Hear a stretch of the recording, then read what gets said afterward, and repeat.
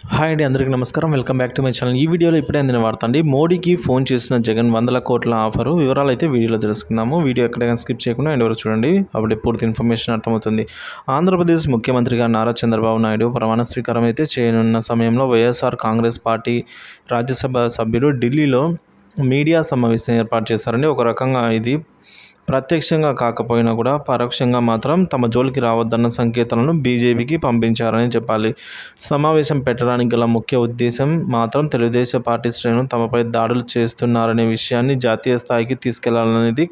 అయితే ఈ విషయాన్ని పైపైన వెల్లడించి బీజేపీకి మద్దతుగా ఉంటామనే విషయాన్ని మాత్రం నేరుగా చెప్పేశారు. వైసీపీకి రాజ్యసభలో 11 మంది సభ్యుల బలం ఉంది. బీజేపీకి ఇప్పటికైనా తమపై ఆధారపడవలసి ఉంటుందని విజయసాయిరెడ్డి చెప్పుకొచ్చారు. తెలుగుదేశం పార్టీకి ఒక్కో రాజ్యసభ్యుడు కూడా లేడని, మొత్తం ఆ పార్టీకి ఉన్న ఎంపీలతో పోలిస్తే తెలుగుదేశం పార్టీ ఒక ఎంపీనే ఎక్కువ అని చెప్పారు.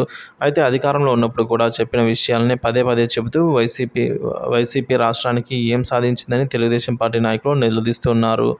సో 2014-19 సమయంలో కూడా తెలుగుదేశం పార్టీ ఎన్డీఏ కూటమిలో ఉన్నప్పటికీ కూడా బీజేపీతో జగన్ సన్నిహిత సంబంధాలు పెట్టుకున్నారు. ఈ సంబంధాలు కుదరడంతో విజయసాయిరెడ్డి కీలక పాత్ర.